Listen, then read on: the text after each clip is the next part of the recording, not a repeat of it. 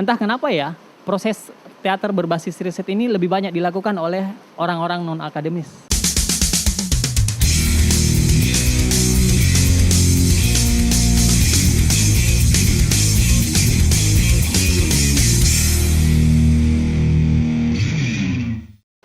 Halo, salam jumpa, salam budaya. Jumpa lagi dengan Berita Teater, masih dengan Mas Abdi Karya di Omah Kebon. Nah, kita akan melanjutkan obrolan kita tadi, Mas. Ya. Oke, tadi kan Mas ngomongin soal bahwa teatrawan timur ataupun barat itu salah satu yang membedakan adalah masalah ini perspektif riset ya, Mas ya. Bagaimana mereka memandang apa yang kita lakukan ini dengan disiplin akademik yang lebih kuat. Nah, ini kan saya dengar jenengan ini memang sedang sibuk membuat pertunjukan berbasis riset. Itu seperti apa ya, Mas, sebenarnya? Ini boleh dibilang berangkat dari proyek personal ya. Ini fokusnya ke sarung. Oke. Oh iya, saya pernah beberapa kali nonton jenengan. Iya, jadi sarung ini modalnya sudah ada dari kecil. Jadi modalnya itu ya pengalaman dari masa kecil. Bagaimana saya tumbuh dengan ibu dan nenek yang penenun, keluarga yang masih memiliki industri rumah tangga berproduksi sarung tenun, Bugis Makassar, terutama Bugis ya, karena saya di wilayah yang memproduksi sarung sutra khas Sulawesi Selatan gitu. Tapi ini baru kemudian sadar bahwa ini menjadi modal ketika saya bersentuhan dengan teater. Berarti teater kayak membuka kesadaran. Betul, teater memberi saya akses untuk melihat ini sebagai modal artistik, modal informasi, pengetahuan yang menurutku tidak terbatas.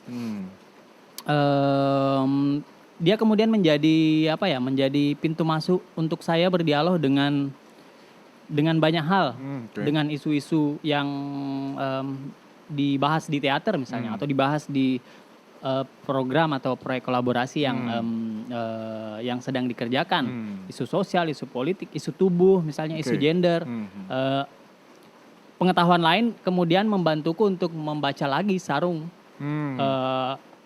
filosofi, bukan hanya dari segi filosofinya, tapi kemudian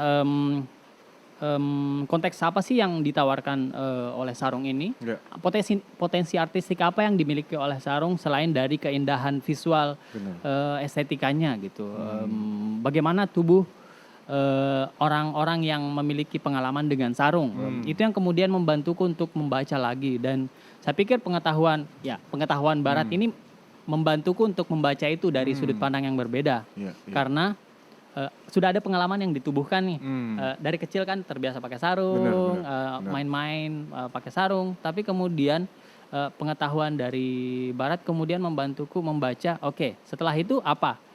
Bagaimana membawanya menjadi sebuah bahasa tubuh misalnya. Tema apa yang ingin kau tawarkan? Atau misalnya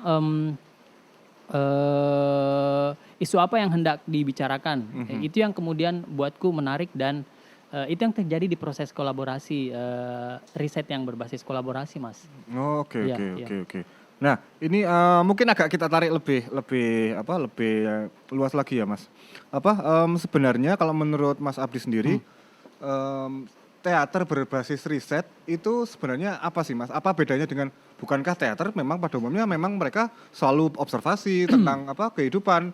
Apa bedanya dengan teater yang kasarnya konvensional? Apa kalau menurut Mas gimana? Kalau menurutku riset itu kan hadir untuk pengetahuannya pengen diikat. Sementara artistik atau seni ya hadir untuk memberi pengalaman. Kalau pertunjukan yang tanpa berbasis riset, yang disengaja, karena menurutku ya riset itu punya kaidah. Ada target-target tertentu yang pengen dicapai misalnya, dan misalnya pencatatan hal-hal yang kecil, yang teknis, misalnya pencatatan bahwa setiap tahapan itu dicatat, mungkin didokumentasikan, apalagi di zaman teknologi sekarang ini menarik bagaimana proses penciptaan kemudian mestinya menjadi lebih mudah karena orang sudah terbiasa mendokumentasikan. Yang penting dari sana kan sebenarnya adalah ada upaya untuk terus-menerus membaca dan tidak kehilangan momen. Karena membayangkan dalam 6 bulan misalnya 6 bulan proses riset kita ada sekian banyak pencapaian artistik atau barangkali bentuk-bentuk yang tidak terduga yang kita bisa putar ulang lagi dengan adanya pencatatan ini, dengan adanya pendokumentasian ini. Nah, sementara kalau tidak berbasis riset, tidak berbasis dokumentasi, mungkin bisa diingat oleh tubuh, bisa ditubuhkan, bisa bisa diingat, tapi berapa persen sih? Tapi akan tetap bertemu dengan bagaimana kita menginterpretasi itu ya, Mas? Iya. Tapi juga ada kebutuhan mendasar yang lebih besar menurutku dengan adanya teater berbasis riset ini. Keinginan untuk mendistribusikan pengetahuan, informasi yang diperoleh selama proses penciptaan itu kepada orang lain, supaya ada pemaknaan yang baru. Kurasa itu yang paling mendasar dari sebuah penciptaan berbasis riset. Bukan hanya proses mengalami, tapi juga proses mendistribusikan pengetahuan yang kita peroleh. Dengan demikian, ada kerelaan untuk membuka dapur sendiri. Dapur penciptaan sendiri, yang menurutku ini sudah menjadi gejala global ya, bahwa memang ada beberapa kelompok-kelompok teater di Indonesia atau di dunia masih memilih untuk biar orang yang mendatangi atau menjadi bagian dari kelompok itu baru kemudian bisa ketahuan dapurnya. Tapi ada juga kelompok yang tertarik untuk membagi apa yang dia kerjakan gitu. Dan itu sekali lagi pilihan. Bahwa kemudian salah satu yang menjadi dasar kenapa teater berbasis riset ini hadir, karena ya keinginan untuk mendistribusikan pengetahuan itu. Dan entah kenapa ya proses teater berbasis riset ini lebih banyak dilakukan oleh orang-orang non akademis. Malah non akademis ya? Iya. Oke.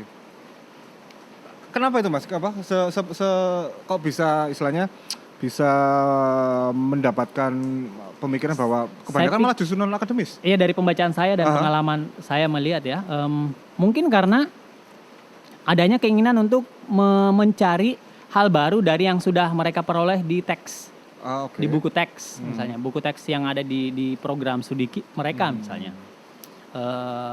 Bagaimana mereka mau mencoba misalnya, kira-kira bagaimana ya gagasan Grotowski kalau di Indonesia? Bagaimana ya gagasan Suzuki kalau di Indonesia? Bagaimana ya praktek kerjanya Bertolt Brecht di Indonesia? Kemudian pada saat yang sama mereka kemudian mencari tautannya, kayaknya ini berhubungan dengan seni tradisi tertentu misalnya, bentuk-bentuk tradisi tertentu. Nah, itu kan yang buatku hal yang menarik dari sebuah proses kolaborasi adalah selalu ada kanal-kanal pengetahuan dan informasi yang baru yang terbuka. Pada saat yang sama, kemungkinan bahasa ucap yang baru, bentuk yang baru, artikulasi yang baru. Ya, yang bahasa kerennya kan dramaturgi yang baru. Nah, ini mungkin sedikit meluruskan. Kalau menurut sebenarnya makna non akademis bagi Mas Abdi sini yang dimaksudkan adalah apakah memang anak-anak yang dari kuliah jurusan seni ataukah yang kuliahan spesifik jurusan seni pertunjukan. Memang anak-anak misalnya jurusan seni ya, bukan misalnya maksudnya kalaupun dia anak sosiologi atau anak antropologi yang melakukan ini juga bisa disebut istilahnya non akademis. Ya menurutku ya non akademis art. Non akademis art. Iya gitu maksudnya. Nah, ini Mas, mungkin kalau kita tarik lagi ke makna riset itu sendiri ya. Kalau di penelitian itu sendiri kan banyak ada yang membicarakan bahwa penelitian yang betul adalah kita tidak merubah objek penelitian. Nah, sedangkan kalau di seni kita kan selalu ada proses istilahnya interpretasi. Bagaimana kita mengolah data, kemudian ketika kita menampilkannya kembali itu dalam bentuk yang berbeda. Kalau menurut Mas Abdi sendiri, teater berbasis riset itu apakah seperti itu? Maksudnya apakah data itu tidak kita interpretasi kembali? Maksudnya kasarnya mentah dengan cara tertentu maksudnya, ataukah harus melalui proses interpretasi seperti yang menarik buatku dari proses teater berbasis riset adalah bahan-bahan yang diperoleh dari berbagai sumber itu diperlakukan seperti naskah. Oh, oke. Bahwa begitu tiba di tangan aktor, dia itu menjadi materi yang bisa dibentuk sedemikian rupa. Ya, ya. Tapi jangan lupa bahwa semua yang sudah ada dalam materi itu punya nilai itu. Yang menariknya kemudian adalah tidak semua yang menarik itu kita tampilkan. Ya, menarik ini. Jangan tutup dulu, belum ini. Tidak semua yang hal-hal yang menarik, bentuk yang menarik, gestur yang menarik misalnya atau pose-pose yang menarik yang kita dapatkan atau informasi teks yang menarik didapatkan di proses penciptaan itu tampil di panggung. Ya, ya. Nah, yang kemudian adalah proses kerja penelitian di situ kan adalah melihat, memilih yang mana yang cocok.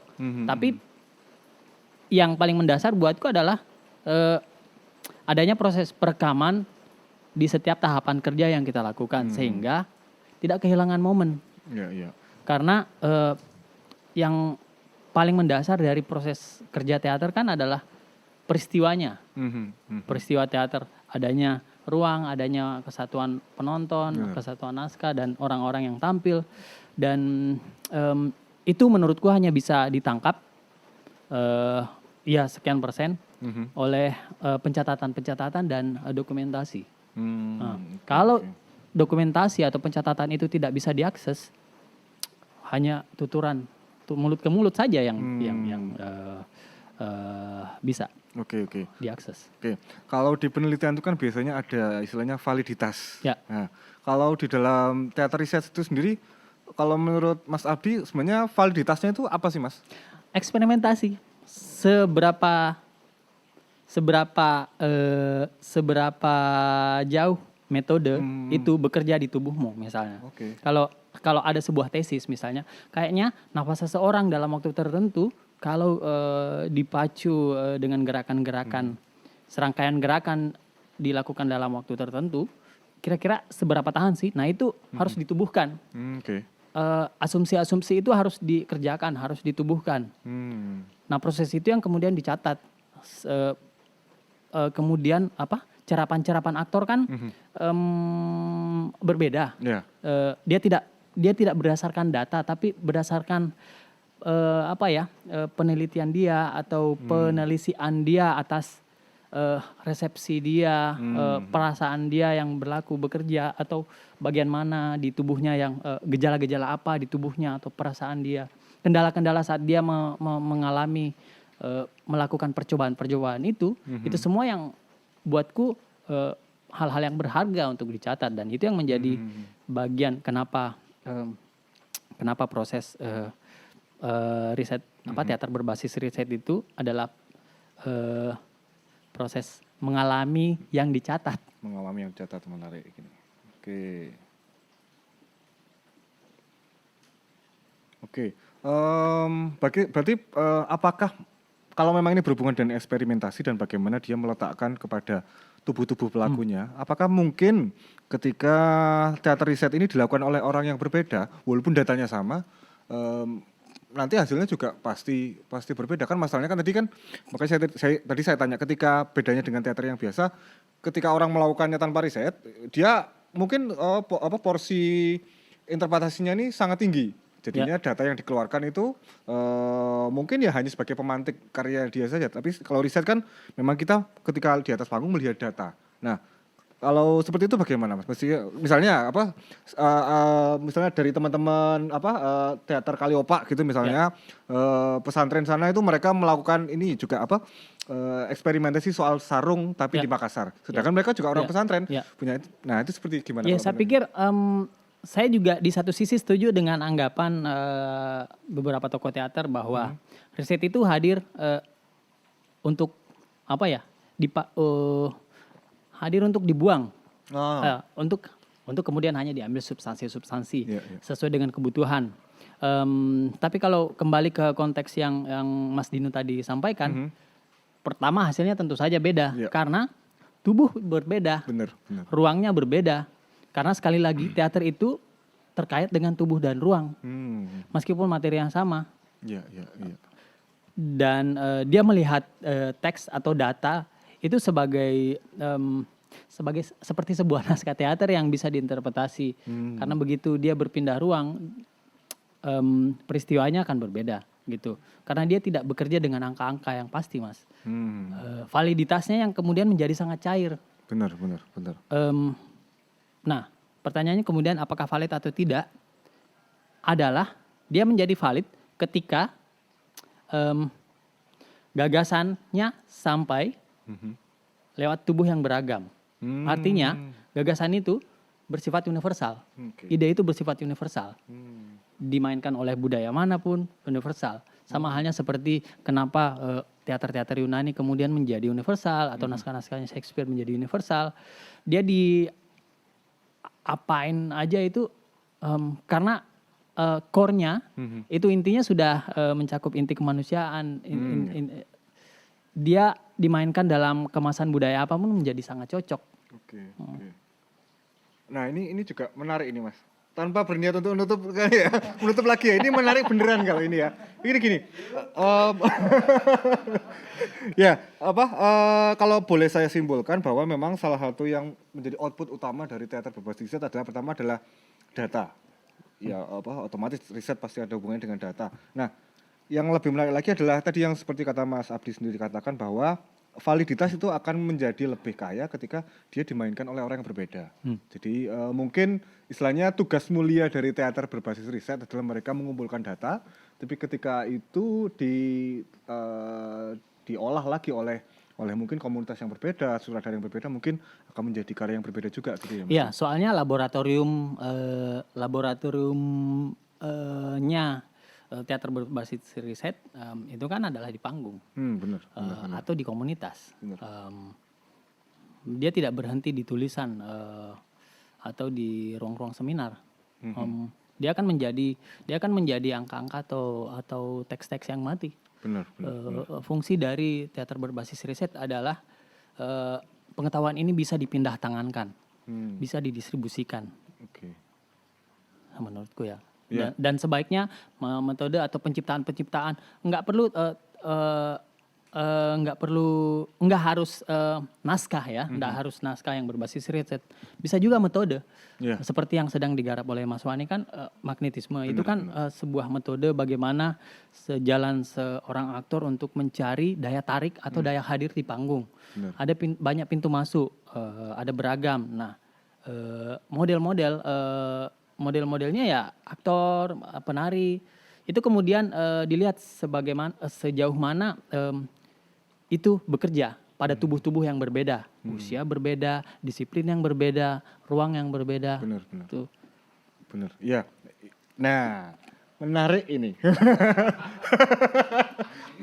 Tapi saya tertarik dengan sebutannya Mas soal bagaimana teks itu tidak mati. Jadi bagaimana ketika sebuah komunitas atau teater berbasis riset mereka bisa memberikan data yang dimana itu akan selalu bisa dihidupkan ya Mas ya. Ya otomatis pasti data itu pasti berkembang seiring dengan waktu perubahan zaman. Oke, gitu Mas Abdi. Ini sangat membara sekali ini mumpung dingin-dingin gini malah obrolannya sangat seru.